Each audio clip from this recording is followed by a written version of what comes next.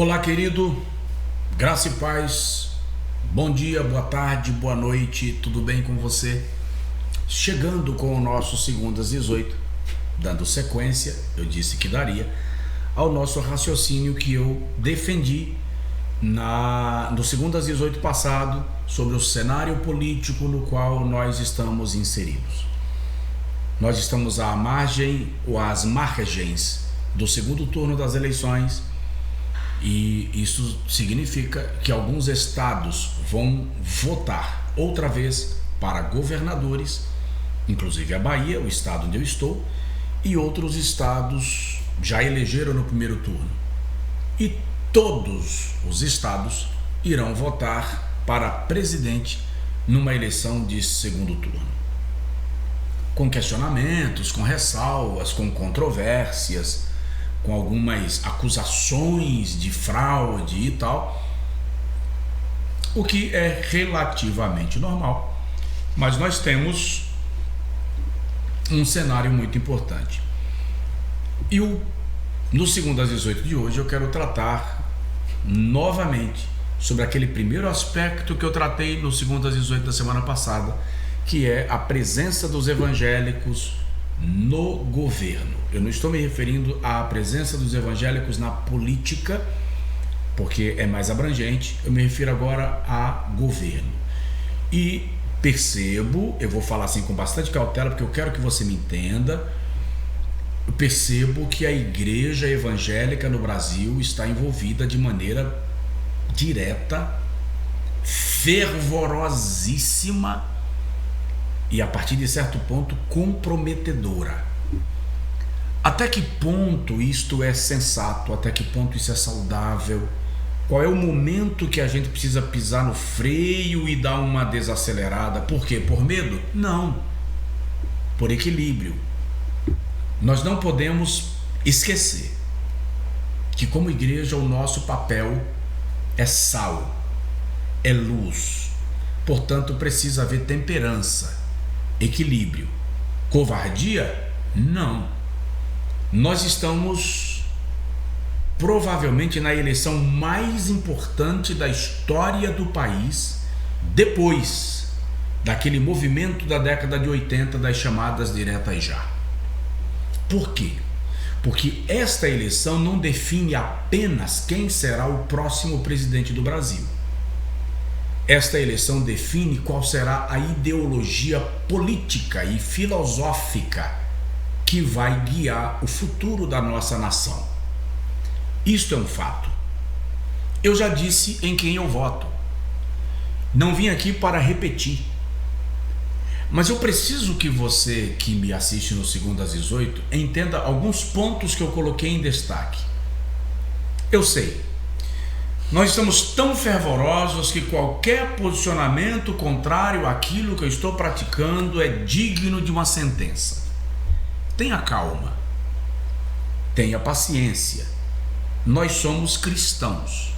Então, eu quero analisar primeiro um aspecto. O aspecto espiritual da eleição. Eu vi gente postando coisas do tipo: estamos numa batalha espiritual. A guerra está declarada. É uma luta entre o bem e o mal. Eu vi até exacerbamento em chamar o presidente de o Messias e o Lula de o Diabo. São exacerbamentos, são rótulos que eu entendo que o cristão precisa ter muito cuidado. Por quê? Porque o presidente Jair Messias Bolsonaro, que embora eu tenha dito que não vinha aqui para isso e não iria repetir, lá vou eu repetindo, ele tem meu voto. Mas ele não é o Messias, gente. Nós não podemos atribuir a um presidente a missão espiritual de Messias. Eu creio que ele foi posto lá pela vontade de Deus, creio plenamente. Eu acredito que ele vai ser reeleito? Me pergunta isso no final e eu vou lhe dizer por quê. Ok? Mas a partir disso, entender que ele é o Messias. Isso aqui é muito definido na profecia bíblica. O Messias é uma expressão que aponta para Cristo. E dizer que o outro candidato, o Lula, é o diabo, embora ele disse que quer ser respeitado como se fosse um demônio. Mas isso é da responsabilidade dele, é a fala dele. Ele atribui a si o título que ele quiser atribuir. Eu, como cristão, não posso ir por essa via. Eu sei que muitos não vão concordar comigo. Eu tenho colegas que fizeram postagens pedindo ponderação e cancelaram porque sofreram. Mas não pode ser assim. Nós temos dois homens com posicionamentos distintos. E diga-se de passagem, um se declara cristão, crê em Deus. O outro se declara não cristão e não crê em Deus. Ok. Aqui a gente já define algumas coisas e alguns posicionamentos. Mas não podemos e nem devemos caminhar por esse exacerbamento que beira as linhas de um fanatismo injustificável. Nós estamos numa eleição ou numa batalha espiritual? Presta atenção. É uma eleição.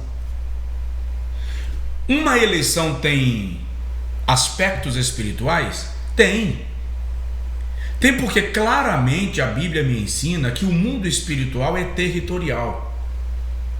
Existem potestades e principados que se ocupam do ambiente das nações. Eu tenho um curso sobre isso, Batalha Espiritual. Você pode inclusive se inscrever. Tá? O mundo espiritual é territorial. Daniel viu o príncipe do rei da Pérsia, o príncipe do rei da Grécia. O Senhor conversa com Ezequiel, capítulo 4, e manda Ezequiel desenhar o mapa de Jerusalém num tijolo. Isto revela que o mundo espiritual é territorial. Os demônios que estão no Gadareno dizem a Jesus, rogam a Jesus que eles não fossem expulsos daquele lugar. Eles até admitiam sair do corpo do Gadareno, mas queriam a permissão para continuar agindo naquela região, porque o mundo espiritual é territorial. Então, se na eleição existe um aspecto espiritual, existe. Não se discute. Mas, gente, vamos separar o espiritual do social, filosófico, político e econômico. O aspecto espiritual se vence com a oração e com o jejum. Nós temos que combater a potestade maligna com oração e com jejum. E com o ensino da palavra de Deus para que as pessoas compreendam. Já o aspecto físico, social, político e econômico, nós precisamos conscientizar as pessoas do cenário que nós tínhamos, do cenário que nós temos e o cenário que nós queremos. É preciso a gente tomar cuidado para a gente não embolar as coisas. E aí tem um outro erro que a gente comete. Camarada se apresenta como satanista, diz que as irmandades todas se uniram e que vocês vão tudo se lascar. E o que a palavra dele? E o que a gente faz? A gente sai repostando, reproduzindo, divulgando, dando visibilidade a quem não tem visibilidade. Por favor.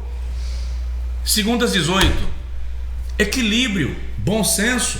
A batalha tem conotação espiritual. A eleição tem conotação espiritual? Tem. Eu já disse.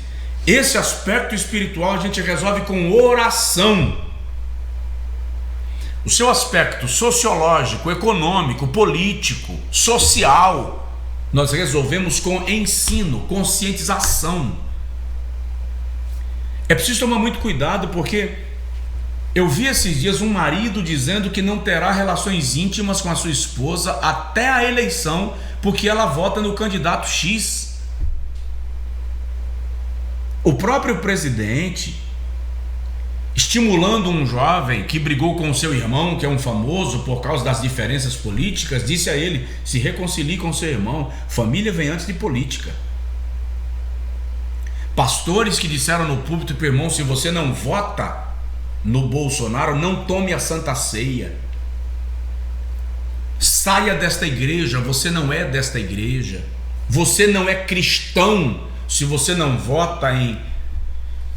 É um exacerbamento que você pode discordar, pode me bater embaixo no comentário, é possível que você faça isso, mas gente, nós precisamos de equilíbrio, tempero, sal. Não é por esta via que nós alcançaremos o que pretendemos. Vou lhe explicar daqui a pouco por que eu entendo que o presidente será reeleito. É uma compreensão minha. Mas entendo que esse exacerbamento afasta pessoas, gera irritação, está trincando. Não é mais uma polarização, é um tribalismo. Não podemos ir por este caminho. Segundo, o que define um cristão?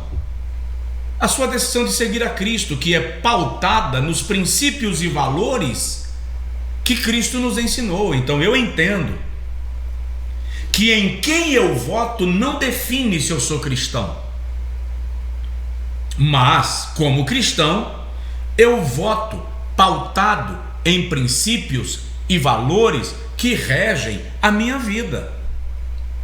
Uma das coisas que o brasileiro precisa entender é que você não vota num homem, você não vota num cara, você não vota num candidato. Você não vota no Bolsonaro, você não vota no Lula. Você vota numa ideologia partidária. O que a ideologia partidária deste candidato preconiza? O que eles defendem? Quais são as suas ideias? É por isso que eu sou eleitor do presidente Bolsonaro, porque as ideologias, as ideias e as pautas que ele defende se assemelham às ideias e pautas nas quais eu acredito como cristão. É possível defender, garantir, brigar pelo direito das mulheres sem ser feminista. É possível reconhecer o direito das minorias, dos homossexuais, sem ser homossexual. É possível defender o direito de outras e outras pautas sem necessariamente se comportar como aquele que pratica como estilo de vida o que aquela pauta defende. É possível ser branco e defender o direito dos pretos? É possível. Mas o que nós precisamos entender é que um cristão não vota num candidato porque acha ele lindo. Você vota baseado em princípios e valores. Não basta mudar o discurso quando está perto da eleição só para ganhar os votos que eu preciso para definir a eleição. A minha história, os meus discursos, as minhas ideologias dizem quem eu sou enquanto homem político, governante, governador, presidente, deputado, que já foram eleitos os que foram. E eu disse na segunda às 18 passado que você pode ser radical sem ser intolerante. O que é ser radical? Ter raiz, ter fundamento, ter princípio, não abro mão deles. O que é ser intolerante? Invadir o teu direito, o teu princípio e o teu valor. Por exemplo, ser radical é dizer: eu não gosto da sua camisa, mas é tua camisa, eu não usaria, você usa. Ser intolerante é rasgar a minha camisa porque você não gosta dela. Nós precisamos encontrar um ponto de equilíbrio nisto. Terceiro aspecto que eu quero analisar é a questão da conscientização. O que nós precisamos, gente, é parar de atacar fulano e apresentar quais são os feitos do candidato que eu defendo. Quais são os valores, os princípios. Compreender o que significa ser de direita e o que significa ser de esquerda. Existe uma linha filosófica, existe uma ideologia. Não é só o fato de que eu acho que o Lula é o cara simpático e que fala a língua dos pobres. Quais são as ideias que o Lula e a ideologia partidária dele defende? Não é só porque o Bolsonaro é o cara que entra numa igreja, que come cachorro quente na barraca. Quais são as ideologias a ideologia partidária que ele defende? Ou você está votando feito um alienado, um extraterrestre, está pensando que vai votar, eleger e depois vai mudar de planeta? Tem uma turma linda aí que pode votar e, se der errado, entrar no avião e ir embora do país. Tem uma turma linda aí que vai votar e vai eleger e vai fazer parte do sistema e pode chover granizo, não cai no telhado dele. Mas presta bem atenção, o cidadão comum, eu vou usar uma expressão meio estranha, os pobres seres mortais vão ter que lidar com o resultado da eleição no seu dia a dia. Meus filhos e meus netos vão comer o pão que eu confirmei no dia da urna. É por isso que é preciso ter equilíbrio, conscientização. Então eu vou dizer a todos, vamos trabalhar com o princípio da conscientização. Por quê? Porque comunicar o que eu penso é melhor do que bloquear aquele que pensa diferente de mim. É preciso haver comunicação. Vamos trabalhar no princípio daquilo que é positivo. O exacerbamento está gerando violência, está gerando morte. Semana eu li a reportagem de um rapaz que matou o seu colega por causa de uma discussão. Ambos são amigos, eram amigos, mas um vota no Bolsonaro, outro vota no Lula. Esse exacerbamento é desnecessário. Eu estou preocupado com o destino da nação? Claro que estou orando por ela, estou clamando pelo Brasil. Olho para os nossos vizinhos argentinos, chilenos, venezuelanos, cubanos e outros em outros continentes e vejo, por conta desta, não é questão de eu não gostar do Lula, eu não tenho problema nenhum com o Lula. O Bolsonaro nem me conhece, não sabe quem eu sou. Nunca me viu, nunca estive em nenhuma reunião que ele estava presente. Minha voz dificilmente vai chegar lá.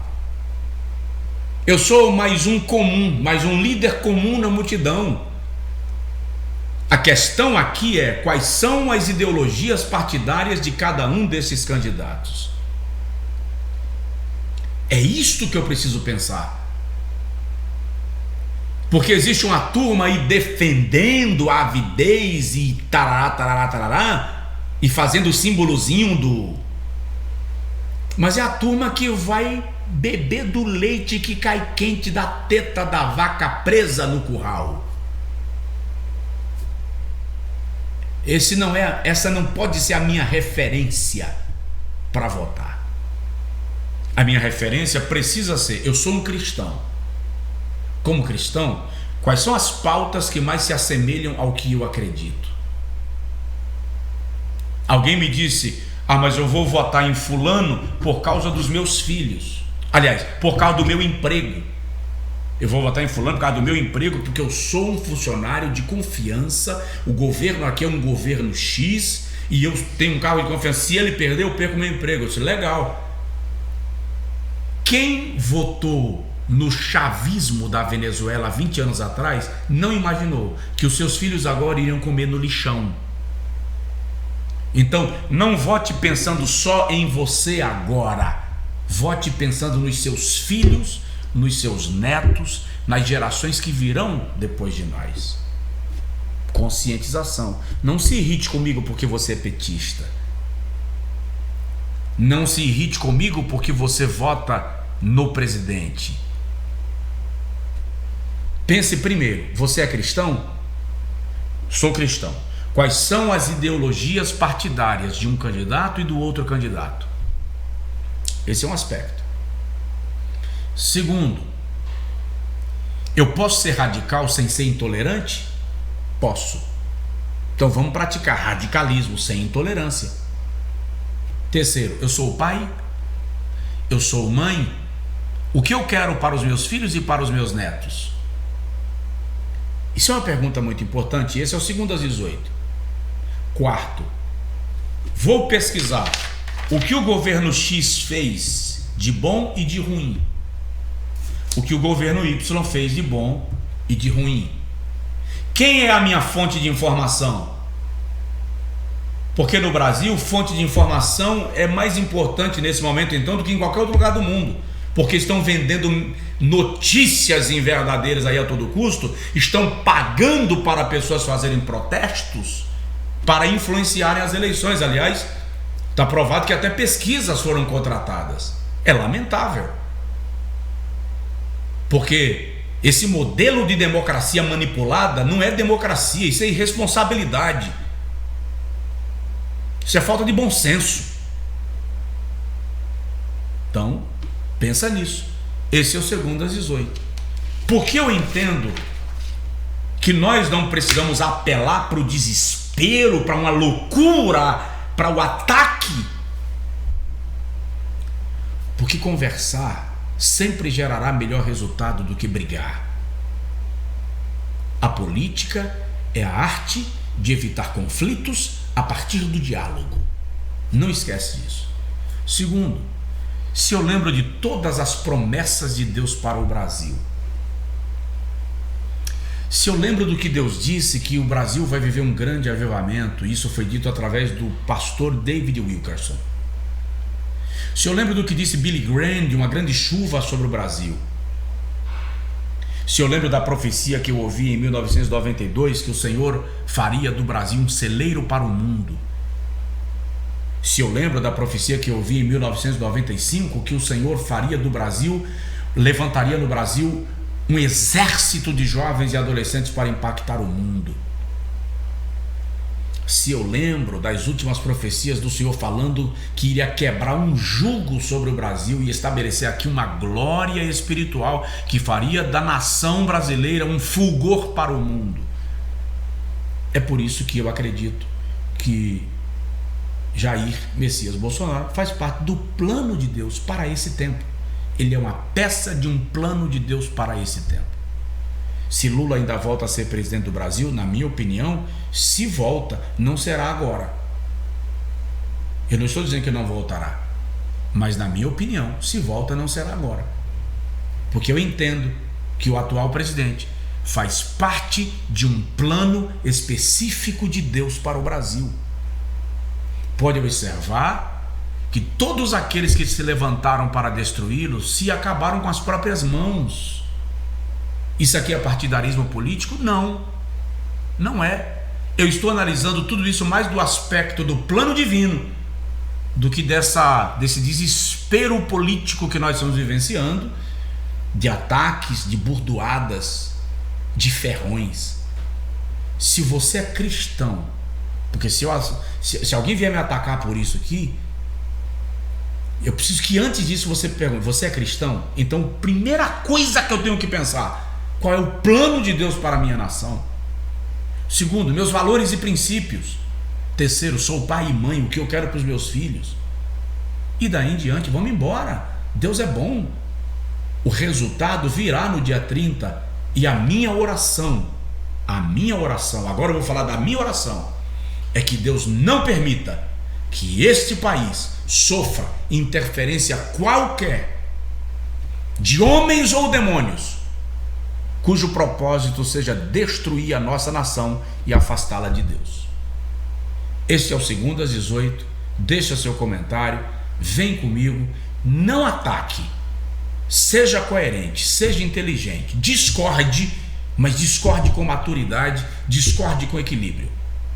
Ataque é a arma de quem admite que não tem argumento suficiente. Tá bom? Vamos juntos. Antes de qualquer coisa, nós somos o Brasil. Nós somos cidadãos desse país. Independente de em quem votamos, nós somos verde, amarelo, azul e branco. Que Deus te abençoe. Segundo às 18, fica com Deus.